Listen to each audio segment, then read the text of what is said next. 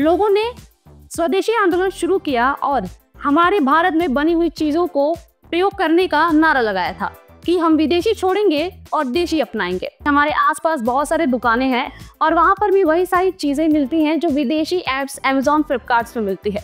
तो हम विदेशी को छोड़कर लोकल दुकानदारों से वही चीजें खरीद सकते हैं, वो भी कम दाम पर। तो हमारा ऐप है blue era. Blue era made in India Bharat का वो ऐप है जहां पर आप लोकल कस्टमर से अपने सामान खरीद सकते हैं। 7 अगस्त 1905 बंगाल की धरती पर आग लग गई थी और बंगाल के लोगों ने विदेशी कपड़ों के ढेर जलाए थे और विदेशी छोड़ो देशी अपनाओ का आंदोलन लगाया था। नमस्कार, मैं हूं शीतल और आप देख रहे हैं सिर्फ काम की बात विद ब्लू एरा। आज हम बात करेंगे स्वदेशी आंदोलन के बारे में जो हुई थी 1905 में और जानेंगे कि क्यों हुई थी और उसकी जड़ तक जाएंगे। तो सबसे पहले समझते हैं क्या है स्वदेशी आंदोलन। तो ये स्वदेशी आंदोलन तब हुआ था जब बंगाल का विभाजन हुआ था और लोगों ने स्वदेशी आंदोलन शुरू किया और हमारे भारत में बनी हुई चीजों को प्रयोग करने का नारा लगाया था कि हम विदेशी छोड़ेंगे और देशी अपनाएंगे।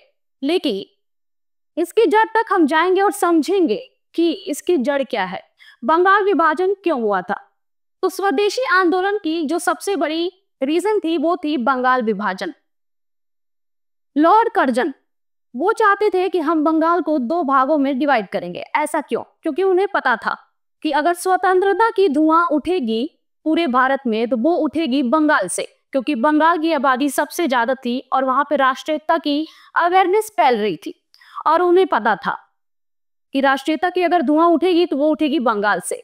इसीलिए उन्होंने प्रशासन आसान करने का बहाना देकर बंगाल को 2 भागों में बांट दिया और उनका असली मकसद था फूट डालो और राज करो, यानी कि बंगाल को मुस्लिम और हिंदू में बांटकर उनमें विवाद कराकर वहां पर राज करने का।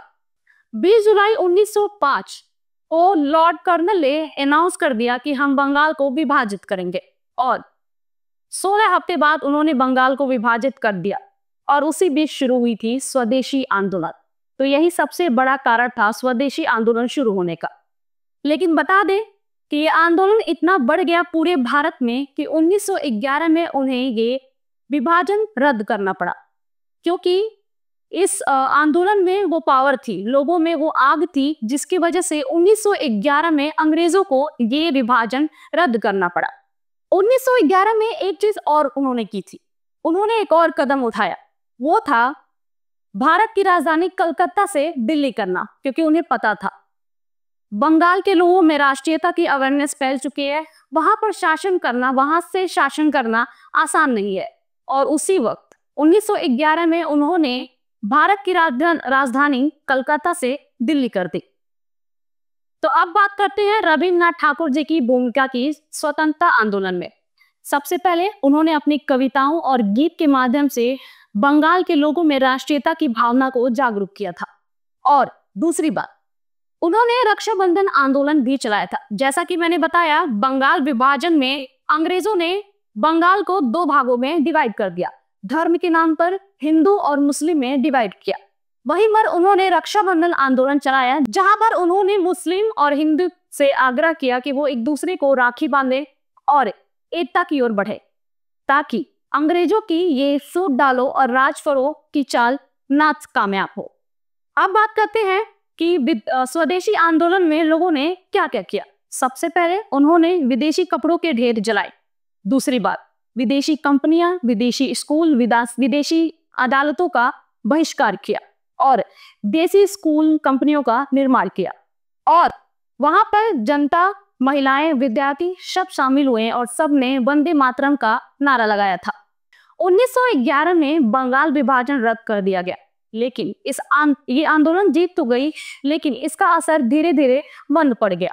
और जैसा कि हम जानते हैं, आज की अगर हम स्थिति देखें 2025 की, तो आज भी हम विदेशी कंपनियों, विदेशी कपड़ों, विदेशी ब्रांड्स, विदेशी ऐप्स पर आज भी निर्भर हैं, जिसकी वजह से आज भी कहीं ना कहीं डायरेक्टली इनडायरेक्टली भारत का पैसा बाहर जा रहा है। तो अब हमें क्या करना चाहिए? जैसा कि मैंने बताया कि उस वक्त स्वदेशी आंदोलन चला था, लेकिन आज भी हम डिजिटल स्वदेशी आंदोलन शुरू कर रहे हैं, जिसमें हम लोकल्स को सपोर्ट करेंगे। जैसा कि हम जानते हैं कि हमारे आसपास बहुत सारे दुकानें हैं और वहां पर भी वही सारी चीजें मिलती हैं जो विदेशी ऐप्स अमेजॉन, फ्लिपकार्ट में मिलती है। तो हम विदेशी को छोड़कर लोकल दुकानदारों से वही चीजें खरीद सकते हैं, वो भी कम दाम पर। जिस तरह से उस समय स्वदेशी आंदोलन चला था, उसी तरह से आज आप डिजिटल स्वदेशी आंदोलन शुरू कर सकते हैं। और वो आप कैसे कर सकते हैं? तो हमारा ऐप है ब्लू एरा।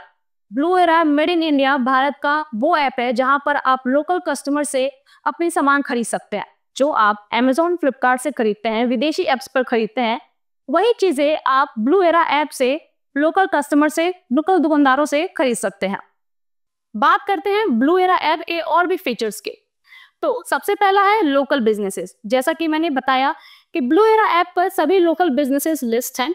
इंस्टेड ऑफ कि आप विदेशी ऐप्स पर वही चीजें खरीदें महंगे दाम पर और जिससे आप भारत का पैसा बाहर जाता है, इससे बेहतर है कि आप ब्लू एरा ऐप का इस्तेमाल करें। वहां पे लोकल बिजनेसेस ऑलरेडी लिस्ट हैं और वहां पर जाकर आप वहां से सामान खरीद सकते हैं।